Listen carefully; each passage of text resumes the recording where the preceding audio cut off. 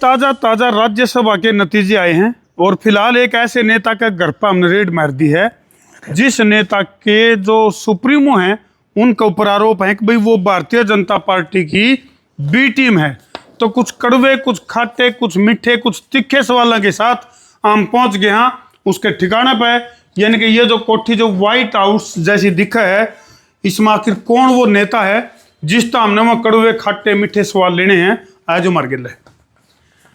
हाँ जी प्रदीप भाई, राम राम। नमस्कार भाई जी, नमस्कार। वाह जी भाई कैसे हैं? दर्शकों ने भी राम राम मान दो। राम राम जी। हमारे कुछ कड़वे खाटे मीठे तीखे सवालों के जवाब देने के लिए तैयार हो जाओ जी। आपका स्वागत बैठो जी और सीट पे। तो बोले देवी और सजनों, 100 करोड़ के लिए अगला सवाल। पहले सवाल हुआ करता ही 2 करोड़ का। अच्छा। फिर जब आपने निर्दलीय पर्चा भरा फिर यू सवाल हो गया 9 करोड़ का, और अब हो गया 100 करोड़ का जी। क्योंकि राज्यसभा के ताजे ताजे नतीजे आए हैं और आपकी पार्टी और आपके सुप्रीमो के ऊपर गंभीर आरोप हैं। अब ये भारतीय जनता पार्टी की बी टीम है। अच्छा। और बहुत ही जल्द यानी कि 23 मार्च को जलवा भी दिखाने वाले हो आप लोग यूथ जी। तो कई सारे सवाल लेकर हम आपके पास पहुंचे हैं। तो प्रदीप भाई, आपका जो राजनीतिक करियर है वो कई ऐसे गलियारों में से घूमता हुआ और एक क्या ठहराव की तरफ है या यहाँ से भी कुछ न कुछ ऐसे करोगे? देखिए, हम जैसे जो नौजवान हैं जिनकी राजनीतिक पृष्ठभूमि नहीं होती, उन्हें कई बार कुछ ऐसे घरानों का सामना करना पड़ता है जिनके साथ लड़ने के लिए कई बार इस तरह की परिस्थिति हुई कि हमें कड़वे फैसले लेने पड़े। जिसका आप बात कर रहे हैं कि गलियारों में ऐसे या वैसे, मैं आज इंडियन नेशनल लोकदल पार्टी में हूं और इंडियन नेशनल लोकदल पार्टी से ही मेरी शुरुआत हुई थी जी। मैं बतौर हल्का प्रधान, प्रदेश सचिव और प्रदेश अध्यक्ष रहा था जी, जो इसी पार्टी की देन था। कुछ ऐसे कड़वी चीजें हुई राज के लिए। वैसे तो हम पुराना समय पढ़ते रहे हैं, जब बाबर का जमाना था, अकबर का जमाना था, तो वहां भी गद्दियों के लिए लड़ाइयां रही हैं। मतलब जहाज का पंछी वापस जहाज पे आ गया, जैसे समुद्री जहाज होता है, ये कह सकते हो आप। आपकी भाषा में आप कुछ भी कह सकते हो, बट मेरी भाषा में ये बात है कि मैंने आज भी सरेंडर नहीं किया। सरेंडर किसको कहते हैं? लोग जो है ना कहीं न कहीं अपने कामों के लिए या लंबी, आपको तो पता है, आपका तो ये अच्छे तरीके से आपका तो अनुभव है कि मुझे कितने सालों हो गए जो मैं जो है ना जनता के बीच में दिन रात एक करता हूं। लेकिन मैं ये बात इसलिए जोड़ रहा हूं कि बहुत सारे लोग सरेंडर कर गए, बीजेपी में चले गए, राज के चक्कर में, मड़ाई के चक्कर में। नहीं, आप भी तो गए थे कांग्रेस में गए थे। कांग्रेस में कोई मड़ाई नहीं थी, संघर्ष था उस वक्त। कौन राज कह रहा? संघर्ष था, टिकट नहीं मिली तो फिर वहां से आपने मैं आपको बताता हूँ, कांग्रेस का समय याद करो। चौधरी भूपेंद्र सिंह हुड्डा जब इस बेल्ट पर चुनाव लड़ने आए, तब हम लोगों ने ये देखा कि भाई वहां पारिवारिक लड़ाई की वजह से हमारा 2 विभागों में परिवार बट गया। और दिग्विजय चौटाला जो आए थे बाई इलेक्शन में, जिन्होंने ये कहा कि हम लोग यूथ की लड़ाई लड़ेंगे, मेरे की लड़ाई लड़ेंगे, किसान की लड़ाई लड़ेंगे, जींद के लिए बात करेंगे, उन्होंने किया। रणदीप सुरजेवाला आए तो बोले रणदीप की लड़क काटेंगे। फिर आए भूपेंद्र हुड्डा जी लोकसभा में, तो उनका मकसद ये नहीं था भाई हम कोई डिफरेंट राजनीति करेंगे, बोले अब मैं ही भूपेंद्र हुड्डा का से दादा का बदला लूंगा। फिर उनकी रड़क लिगड़ी आपके की तो कल गया दादा का बदला लूंगा। तो हम लोगों ने ये कहा भाई बदला लेने वालों के साथ नहीं, बदलाव करने वालों के साथ जाएंगे। उस वक्त 2 बार के मुख्यमंत्री, कई बार के सांसद जो भूपेंद्र हुड्डा जी यहाँ चुनाव लड़ने आए, हमने उनकी मदद की। लेकिन उनका अपना एक सिस्टम जो आप लोगों ने देखा, उनको 34,000 वोट आई थी। अगला ही फैसला उनका, आप ये नहीं कह सकते मुझे टिकट नहीं मिली तो मैं निकल गया। नो, 19 में उन्होंने मुझे कोई बात कही थी, वो मैं ऑन द कैमरा नहीं डिस्कस करना चाहता, लेकिन उन्होंने फिर भी किसी और को टिकट दी।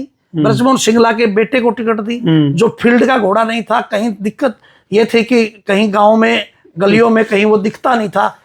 34,000 हुड्डा साहब की वोट आई। मैं तथ्यों पे बोलता हूं हमेशा। वापिस कांग्रेस को लाके 7,900 पे खड़ा कर दिया।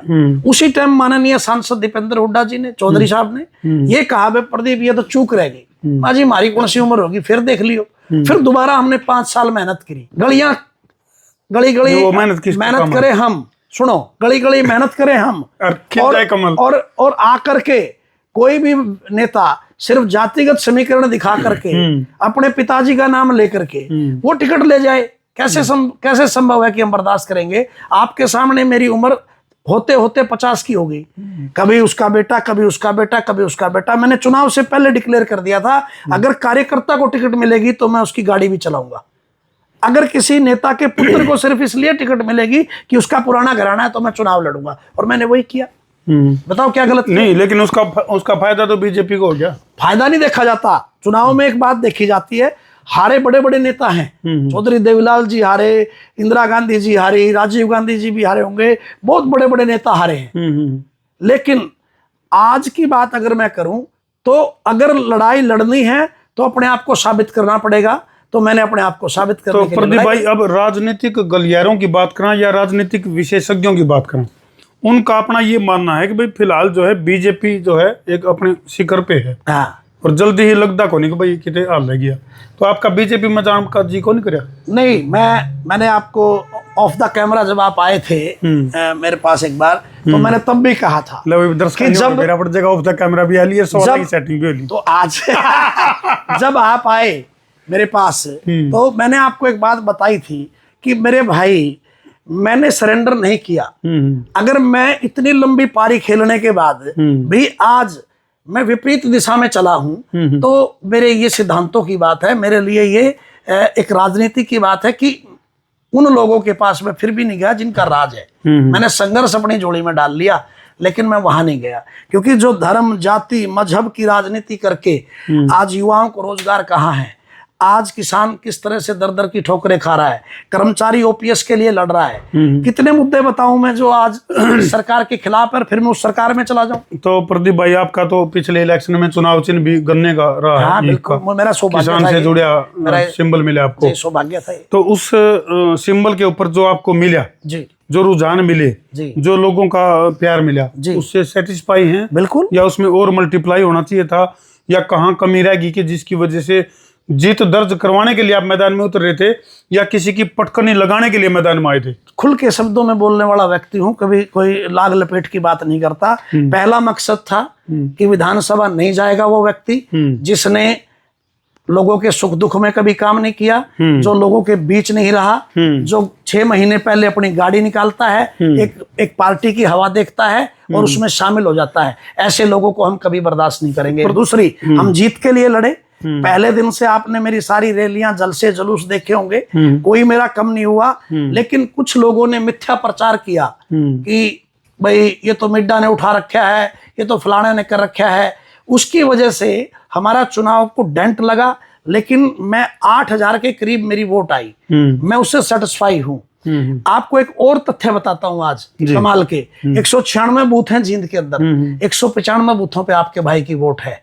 बड़ी बड़ी पार्टियां चुनाव लड़ रही थी, आपका भाई तीसरे नंबर पर है। मेरे पास ना कोई बड़ा नेता था, ना बड़ा नाम था, मेरा दादा परदादा कोई मंत्री एमएलए नहीं रहा। जिस जींद से लोग कहते थे ये कुछ लोगों के परिवारों का गढ़ है, उस परिवारों के गढ़ को तोड़ने का काम अगर किसी भाई ने किया तो वो प्रदीप गिल है। मैंने आप लोगों की थॉट प्रोसेस या आइडियोलॉजी जो है वो कुछ समझता बाहर की है। किते तो हम जो है नहीं कांग्रेस को सपोर्ट करते हो, किते कांग्रेस के लिए प्यार है, तो किते तकरार है। अब राज्यसभा इलेक्शन थे जो, इसमें कांग्रेस को बेनिफिट पहुंचा दिया आपने। आप वो लोग हो, देखो मैं सब स्पष्ट कह रहा हूं, आप वो लोग हो, अगर हम बीजेपी को वोट डाल देते तो आप कहते बीजेपी की बी टीम हो। अगर हमने इस चुनाव से दूरी बनाई तो आप कह रहे हो कि कांग्रेस की टीम। कांग्रेस का प्रत्याशी जीतने का कारण क्या है? मैं आज एक बात पूछता हूँ भाई धर्मो, ये वो पार्टी है जिस पार्टी ने उप प्रधानमंत्री दिया है। वक्त माड़ा और अच्छा, कभी ऊपर उतार चढ़ाव, ये वही पार्टी है बीजेपी जिसके कभी 2 से 4 विधायक आया करते थे। आज ये सत्ता में है, वक्त बदलते देर नहीं लगती। आज जो आप लोग कह रहे हो कांग्रेस की टीम है, बीजेपी की टीम है, हम लोगों की टीम है। इंडियन नेशनल लोकदल पार्टी ने चौधरी अभय सिंह चौटाला जी ने पीएससी की मीटिंग ली, उसमें मैं शामिल था। पीएससी की मीटिंग लेकर के स्पेशली हमें ये कहा गया कि लोगों की सुनो जा करके, और वो विश्लेषण मुझे दो। लोग चाहते क्या हैं?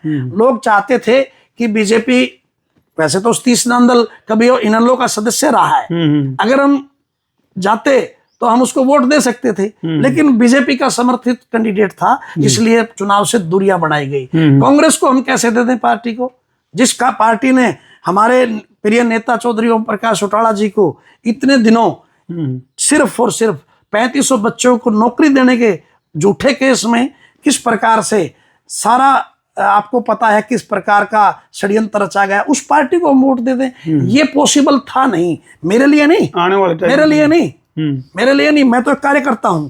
मेरी पार्टी की आइडियोलॉजी ने, चौधरी अभय सिंह चौटाला जी ने फैसला किया कि कांग्रेस को तो मैं कतई नहीं दूंगा, क्योंकि मेरे पिताजी को उन्होंने नुकसान पहुंचाया। लेकिन सतीश नंदल से लेकर हर व्यक्ति का आप जाकर के वो लो कि लोग क्या कहते हैं। लोगों ने ये कहा दूरियां बनाओ, क्योंकि ना बीजेपी में जाना और ना कांग्रेस में जाना। फिर आप कह रहे हो कि कांग्रेस के बन गए। चलो प्रदीप भाई, अभी 23 मार्च जिसमें कि आप एक यूथ का बहुत बड़ा कार्यक्रम करने जा रहे हो जी। हरन्यू का आग्रह नींद में कुछ भी हो सके जी।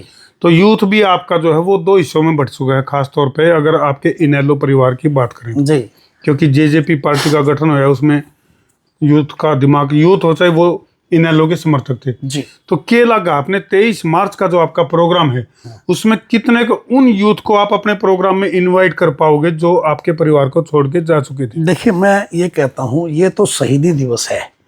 इसमें हमारा ना कोई ये टारगेट है कि हम लोगों को शामिल करने का ये कार्यक्रम कर रहे हैं, ना हमारा कोई टारगेट है कि छोड़ा हुआ इधर आए या उधर जाए, क्या होगा। ये शहीदी दिवस है। हम उन शहीदों को नमन करने का काम हर तरीके से करते आए हैं। कभी ब्लड डोनेट कैंप लगे हमारी पार्टी की तरफ से, मैं प्रदेश का अध्यक्ष होता था जब, कभी हमारे इस तरह के कार्यक्रम होकर के हमने शहीदों को नमन किया है। ये उसका कार्यक्रम है। हाँ, यहाँ पर वो भीड़ आएगी जो ये तय कर देगी, आपके खुद ऑन द कैमरे ये बता देंगे कि इंडियन नेशनल लोकदल में लोग शिफ्ट होने शुरू हो चुके हैं। लोगों की, आम आदमी की मनसा ये हो गई है कि बीजेपी और कांग्रेस को उन्होंने देख लिया। 2 बार मैंडेट देने का प्रयास किया कांग्रेस को, चौधरी भूपेंद्र सिंह हुड्डा को हरियाणा के लोगों ने। दोनों बार आपसी कलह में ही सरकार नहीं आई और बार बार बीजेपी को मौका मिला। तो आपके कार्यक्रम का स्थल क्या रहेगा? नरवाना अनाज मंडी के अंदर कार्यक्रम है और हमारे जो है महबूब नेता चौधरी अभय सिंह चौटाला जी मुख्य वक्ता के रूप में आएंगे और दोनों युवा नेता करण अर्जुन जी भी रहेंगे, हमारे रामपाल माजरा जी रहेंगे, हमारे जो अभी शामिल हुए थे संरक्षक भी कहें या पुराने परिवार के सदस्य संपत सिंह जी हैं, और बड़े नेता प्रकाश भारती जी, अपने ये वासुदेव शर्मा जी, ये सभी बड़े नेता भी जो है ना के बड़ा संदेश आप जो है इस वीडियो के माध्यम से आने वाले जो लोग हैं उनको क्या संदेश देना? आज मेरा संदेश तो यही है और आपकी बात से जुड़ा हुआ संदेश है कि प्रदीप गिल उधर क्यों नहीं गया। तो आज जो कहने के लिए तो राष्ट्रवादी पार्टी है, वह हम ही राष्ट्रवादी पार्टी, और कोई राष्ट्रवादी रहा ही नहीं। कहने को तो शहीदों के सम्मान की बात है। मैं तो ये कहना चाहता हूँ ऑन द कैमरा, आज जो हमारी सेनाएं लड़ रही हैं, सेनाओं का क्रेडिट भी कभी कोई गवर्नमेंट नहीं लेती। देखना पड़ेगा कि सेनाओं ने जितने भी शौर्य के काम करे उसका क्रेडिट किस प्रकार से लिया गया, किस प्रकार से जो है ना बार बार हमले हो रहे हैं, आतंकवादी हमले हो रहे हैं, सिस्टम हो रहा है, फिर भी सरकारें सिर्फ चुनाव लड़ती हैं, चुनावों में बंदरबाट होती है, पैसे की खुली, जैसे आपने देखा बिहार में। हमें तो यही बात कहनी है इस शहीदी दिवस पे, जहां शहीदों को नमन करने आप लोग पहुंचो, वहां एक फैसला भी लो कि हरियाणा प्रदेश ने, इस देश के अंदर अगर बदलाव लाना है तो फिर हमें लामबद्ध होना पड़ेगा विचारधारा के साथ। विचारधारा कौन सी? जो राष्ट्र के लिए हो, हमारे नौजवानों के लिए हो। सिर्फ ये नहीं, जय श्री राम कहने से एक दिन में बात नहीं बनती, एक दिन शहीदों को पुष्प अर्पित करने से बात नहीं बनती। मैं कह रहा हूं ये बात ही सत्य है, ये भी मैं नहीं कह रहा कि आप मुझे ही फॉलो करो, लेकिन ये तो फैसला करो कि इस दौरान जिस प्रकार से हम लोग एक पार्टी को लेकर के आए थे, आज वो राष्ट्रवादी की बात करते हैं, लेकिन एक तरफ ट्रंप हमें धमका करके हमारे ऊपर टैरिफ जैसी चीजें लगाता है और हमारे को ट्रेड डील के अंदर फंसा करके हमारे किसान कमेरे को जो है ना एक तरफ मारने का काम करता है। और ऑन द कैमरा एक बात और बताता हूँ, ब्लिंकिट जैसी और बहुत सारी चीजें जो छोटे व्यापारी को खत्म कर रही हैं, इस प्रकार के ई ट्रेड के मामले, ई कॉमर्स के मामले जो धीरे धीरे हमारे को अंदर ही अंदर खा रहे हैं, जो हमें अभी पता नहीं है। देश को घुण की तरह खाया जा रहा है, लेकिन जय हिंद अकेला कहने से बात नहीं बनेगी। उस जय हिंद के मायनों को के ऊपर हमें काम करना पड़ेगा, हम लोगों को लामबद्ध होना पड़ेगा। मैं आप सभी का जहां स्वागत करता हूं नरवाना में, आप भी पहुंचना और आपकी टीम भी पहुंचे। और हरियाणा प्रदेश के हर नौजवान को ये कहूँगा, शहीदों को नमन करने का दिन है, कोई अकेला राजनीतिक फंक्शन ना मान करके सभी साथी आमंत्रित हैं और देश के लिए और हरियाणा प्रदेश के लिए कर्म करेंगे मिल करके। जय हिंद, जय भारत, जय इंडियन नेशन। चलो प्रदीप गिल जी, बहुत बहुत धन्यवाद। और भाई शहीद आजम भगत सिंह, शहीद आजम राजगुरु, शहीद आजम सुखदेव, उन्हीं के उसके बलिदान दिवस के ऊपर जो है वो कार्यक्रम रखा है इनेलो ने। और वो कहते हैं भाई, शहीदों की चिताओं पे लगेगा हर बरस मेला, वतन पे मिटने वालों का यही बाकी निशा होगा। लेकिन अब तो मेले भी लगने कम हो गए भाई।